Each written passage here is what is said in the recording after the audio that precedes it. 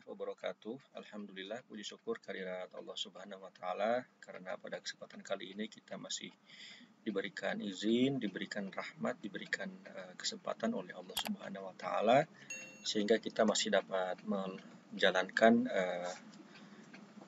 perkuliahan walaupun cuma lewat YouTube ya. Pada kesempatan kali ini saya akan membahas tema yaitu tentang pengantar metodologi penelitian pendidikan. Nah, jadi tema ini adalah tema pengantar dalam mata kuliah metodologi penelitian pendidikan. Jadi ini adalah pembahasan pertama ya dalam mata kuliah metodologi penelitian pendidikan, dan semoga apa yang saya diskusikan nanti bisa dapat dicerna dan dapat diperhatikan oleh kalian semua, oleh teman-teman semua. Dan mudah-mudahan walaupun cuma lewat YouTube, mudah-mudahan apa yang kita bahas, apa yang kita diskusikan bisa membawa manfaat bagi kita semua.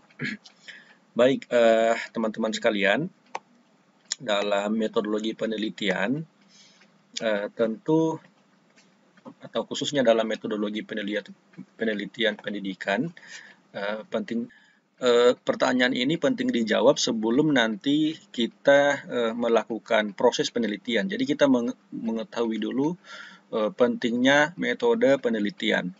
Ada beberapa beberapa pengertian ya, atau beberapa alasan kenapa metode penelitian itu harus dilakukan. Nah, teman-teman sekalian, metode penelitian itu yang pertama adalah cara ilmiah. Cara ilmiah ini adalah kegiatan penelitian yang didasarkan pada ciri-ciri keilmuan, gitu ya, yaitu rasional, empiris, dan sistematis. Nah, rasional ini dia berarti dapat dijangkau oleh akal, seperti itu ya. Jadi maksudnya penelitian itu masuk akal begitu. Empiris. Nah, jadi empiris ini juga termasuk di dalam kaidah metode penelitian. Nah, metode penelitian ini juga dia harus didasarkan pada ciri keilmuan yang kedua, yaitu empiris. Artinya dapat diakses oleh indera manusia, seperti itu. Misalkan teman-teman meneliti tentang sarana dan prasarana yang ada di sekolah. Nah, itu boleh karena sarana dan prasarana ini kan bisa dilihat, bisa diakses oleh indera, seperti itu ya. Kalau misalkan kita kembali ke poin pertama tadi, misalkan di rasionalitas ini, bahwa penelitian itu dia rasional, artinya dapat dijangkau oleh akal. Itu maksudnya penelitian itu dia ada variabelnya, ada dapat diakses oleh akal gitu. Jadi artinya dia masuk akal begitu. Nah, terus yang ketiga itu sistematis, seperti itu. Nah, kalau yang pertama dan kedua itu ada rasional dan empiris, itu metode penelitian yang ketiga itu harus didasarkan pada ciri-ciri keilmuan. Yang ketiga itu adalah sistematis. Nah, sistematis ini adalah langkah-langkah tertentu yang bersifat logis ya. Jadi dia ada prosesnya di sana itu. Jadi proses penelitian yang menggunakan langkah-langkah tertentu yang sifatnya logis gitu. Nanti akan kita diskusikan kalau di penelitian kuantitatif misalnya, nanti ada hipotesis penelitian, seperti itu ya. Kalau di penelitian secara umum, dia pertama ada latar belakang masalah dulu ya. Kenapa kita harus meneliti, seperti misalkan kalau kita meneliti tentang pengaruh misalnya kepemimpinan kepala sekolah terhadap kinerja guru, misalkan kenapa misalnya guru itu kinerjanya itu bisa meningkat. Nah, tentu ada motivasi-motivasi tertentu yang dilakukan oleh kepala sekolah, misalkan kalau kita meneliti tentang itu. Nah, nanti ke depan kita akan diskusikan bagaimana mengangkat suatu masalah sehingga dari masalah itu kemudian kita bisa angkat sebagai judul penelitian, seperti itu. Nah, lalu yang berikutnya, teman-teman sekalian, terkait dengan data empiris. Nah, jadi namanya data itu dia harus empiris ya, artinya dia harus ada begitu. Jadi misalkan makanya di penelitian-penelitian, walaupun memang orang-orang Indonesia itu mempercayai tentang alam gaib begitu ya, misalkan soal jin, ada tuyul misalnya gitu ya. Tetapi di dalam kaidah penelitian itu hal-hal yang sifatnya penelitian yang sudah saya katakan tadi melalui metode ilmiah, dan kemudian harus memiliki ciri-ciri keilmuan seperti rasional, terus empiris dan sistematis. Maka data penelitian itu juga harus empiris begitu. Jadi teman-teman tidak bisa kemudian mengatakan berdasarkan wawancara saya dengan jin atau berdasarkan wawancara saya dengan tuyul misalnya. Nah, teman-teman tidak bisa mengatakan seperti itu. Karena kenapa? Karena hal-hal seperti itu tidak dapat diakses oleh indera. Seperti itu. Nah, mungkin teman-teman ada orang-orang tertentu yang dapat mengakses hal seperti itu dengan panca indera, tetapi tidak semua manusia yang dapat mengakses seperti alam goib itu dengan panca inderanya. Makanya data itu juga harus empiris. Artinya dia bisa diakses oleh panca indera kita gitu. Jadi dia bisa, panca indera kita kan ada 5 indera kan. Ya mungkin juga memang ada beberapa orang yang memiliki indera ke-6, tetapi dalam penelitian ini kita fokus saja pada data yang bisa diakses oleh indera kita seperti itu. Nah, selanjutnya data empiris ini yang pertama itu adalah data yang valid. Jadi validitas harus kita fokuskan di sini. Nah, validitas ini derajat ketepatan antara data yang sesungguhnya terjadi gitu ya pada objek dengan data yang dikumpulkan peneliti gitu ya. Nah, misalkan contoh ada informasi yang beredar gitu di masyarakat bahwa di satu daerah itu terdapat satu desa yang miskin seperti itu, dan jumlah warga miskin di desa tersebut itu berjumlah misalnya 500 orang gitu. Nah, tentu kan ini masih bersifat ini kan, masih karena belum dilanjutkan dengan penelitian yang dibahas di sana itu kaidah-kaidah ilmiah tuh dibahas ciri-ciri keilmuan seperti itu. Jadi teman-teman sekalian, ketika misalkan kita meneliti di satu desa yang kemudian kita mendapat informasi bahwa terdapat 500 orang warga miskin di sana itu, kalau kemudian sesudah kita turun di lapangan, ternyata yang miskin itu bukan, berdasarkan penelitian kita, itu bukan 500 orang yang terdapat atau bukan 500 orang yang warga miskin yang berada di desa itu, tetapi 1.000 orang misalnya. Nah, artinya data yang dikumpulkan itu, informasi yang dikumpulkan pertama itu tidak valid seperti itu. Jadi data yang valid ini adalah sejauh mana ketepatan antara data yang sesungguhnya gitu dengan data yang dikumpulkan oleh peneliti seperti itu. Nah, jadi semakin tepat atau semakin semakin banyak data yang kita kumpulkan yang sesuai dengan realitas gitu, maka data itu semakin valid seperti itu. Kalau misalkan kita di desa itu ada 500 orang miskin dan kita menemukan juga 500 orang miskin, berarti data kita itu valid seperti itu. Kalau misalnya ada 500 orang miskin dan kita menemukan itu ada 300 orang miskin, berarti data kita itu tidak valid seperti itu. Jadi bagaimana data kita itu bisa sesuai dengan realitas yang sesungguhnya seperti itu.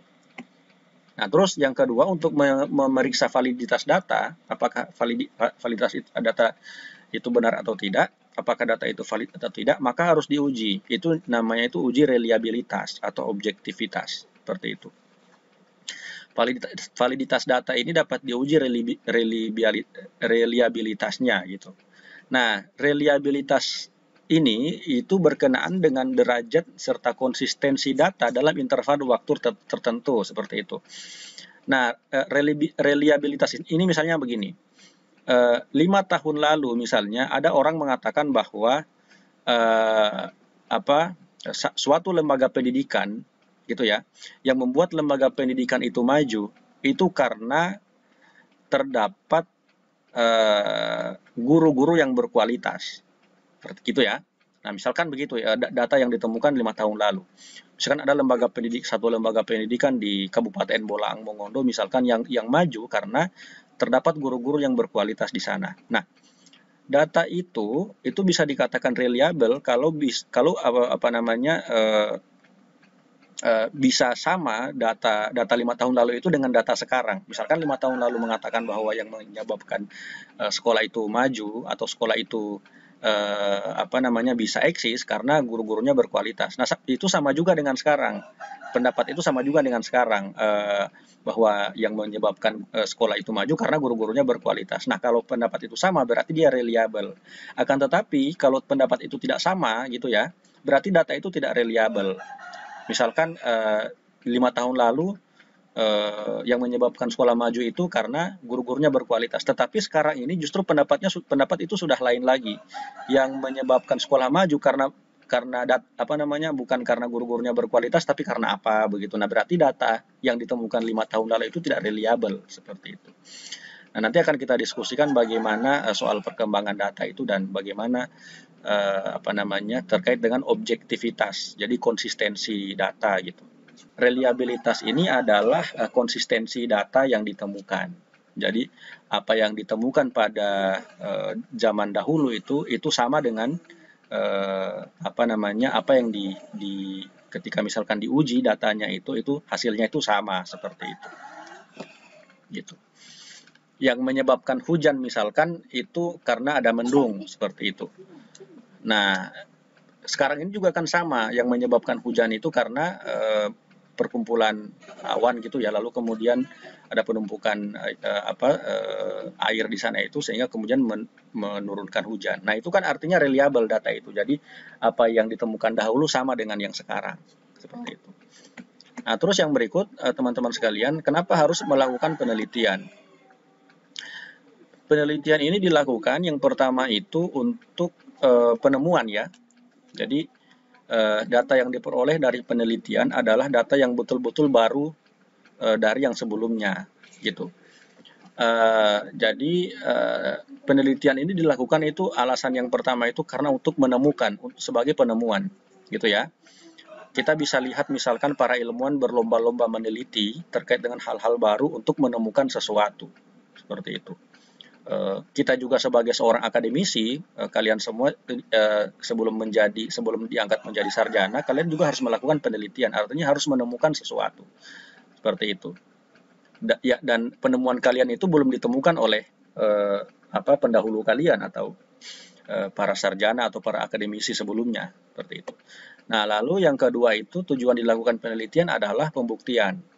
Jadi data yang diperoleh digunakan untuk membuktikan adanya keraguan-raguan terhadap informasi atau pengetahuan tertentu. Nah, ini biasanya terkait dengan penelitian kuantitatif. Kuantitatif ini dia menguji teori.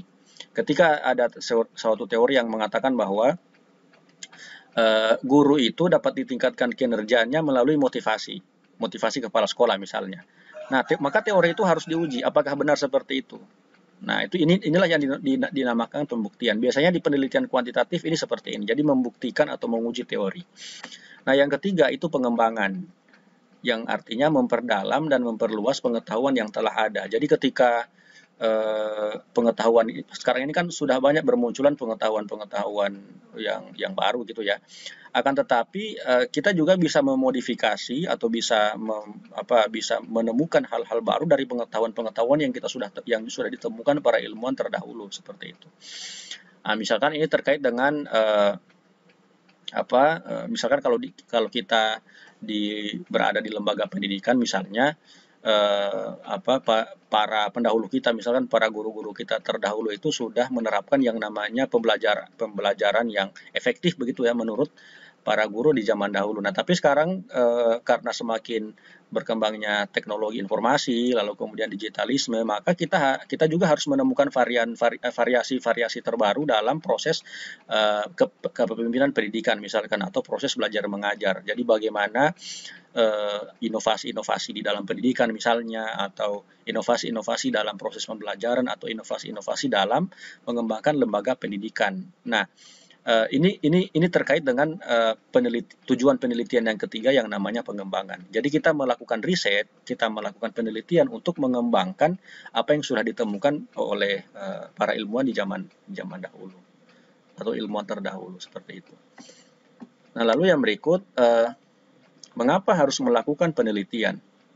Kalau tadi itu tujuan penelitian, nah ini sekarang Kenapa kita harus melakukan penelitian? Nah, ini tentu yang pertama sebagai tanggung jawab kita sebagai seorang akademisi ya. Kalau kalian misalkan mahasiswa tentu wajib melakukan penelitian karena kalian itu adalah akademisi. Dan penelitian ini tidak terlepas hanya skripsi, hanya sebatas skripsi ya, penelitian skripsi, tapi teman-teman semua itu melakukan penelitian itu bisa selain itu, bahkan dianjurkan melakukan penelitian selain melakukan penelitian skripsi, tesis, atau disertasi seperti itu. Karena kalian itu statusnya adalah seorang ilmuwan atau seorang akademisi seperti itu, maka harus menciptakan atau harus membuat karya. Dan karya itu salah satu cara untuk menghasilkan karya itu melalui penelitian. Nah, teman-teman sekalian, alasan kita harus melakukan penelitian itu yang pertama kita memahami gitu ya. Memahami ini dalam arti memperjelas suatu masalah atau informasi yang tidak diketahui dan selanjutnya menjadi tahu. Seperti itu ya. Jadi kan pertama melakukan penelitian ini tentu kita agar supaya kita bisa paham begitu ya. Jadi yang pertama kita tidak paham masalah, setelah kita meneliti tiba-tiba kita menjadi paham begitu masalahnya apa seperti itu. Kenapa misalkan lembaga pendidikan ini tidak maju-maju, kenapa siswanya kurang dan seterusnya. Nah, kita kan awalnya kita tidak tahu masalahnya apa. Nah, sesudah kita meneliti, sesudah kita terjun di lapangan dan kita teliti, oh ternyata masalahnya ini. Oh ternyata kekurangan dana, oh ternyata kurang tenaga pendidikan dan seterusnya. Oh ternyata sarana prasarananya itu masih kurang dan seterusnya. Nah, itu kan teman-teman bisa mengetahuinya dengan melakukan penelitian. Nah, lalu yang kedua memecahkan. Memecahkan di sini bukan berarti merusak ya atau dalam arti negatif, tapi memecahkan ini dalam arti sebagai problem solving atau meminimalkan bahkan menghilangkan masalah gitu. Jadi ketika kita misalkan kayak tadi menemukan misalnya di suatu lembaga pendidikan terdapat masalah misalnya kurangnya sarana prasarana atau banyak siswa atau kurangnya siswa yang masuk di situ. Jadi sekolah yang kemudian tidak bisa maju gitu ya. Nah, dengan melakukan penelitian teman-teman bisa memecahkan masalah-masalah itu seperti itu. Jadi bisa mencarikan solusi bagaimana caranya supaya sekolah itu bisa maju gitu. Nah, jadi melakukan penelitian ini biasanya dapat memecahkan masalah-masalah yang ada gitu. Nah, terus yang ketiga mengantisipasi. Mengantisipasi ini penelitian ini juga bertujuan untuk agar supaya masalah tidak terjadi lagi seperti itu. Kalau misalkan kayak tadi di sekolah terdapat berbagai macam masalah, maka dengan suatu penelitian yang kita lakukan, masalah itu diharapkan dapat segera diatasi dan mengupayakan untuk ke depan tidak terjadi lagi begitu. Jadi misalnya kalau sarana prasarananya kurang, dengan adanya penelitian ini lalu kemudian dibaca oleh banyak orang, dibaca oleh masyarakat, sehingga masyarakat bisa memahami, oh ternyata kekurangan sekolah ini di sisi sarana prasarana misalkan, maka harus didukung sekolah itu supaya bisa membangun sarana prasarannya dengan maksimal. Nah, ini artinya mengantisipasi supaya tidak terjadi masalah yang sama gitu. Nah, jadi ini juga berlaku di penelitian-penelitian yang lain. Baik, itu dulu yang dapat saya sampaikan. Semoga bisa bermanfaat bagi kita semua. Kita ketemu lagi pada pertemuan berikut. Terima kasih atas perhatiannya. Mohon maaf atas kekurangan. Wallahul muwaffiq ila aqwamit thoriq. Wassalamualaikum warahmatullahi taala wabarakatuh.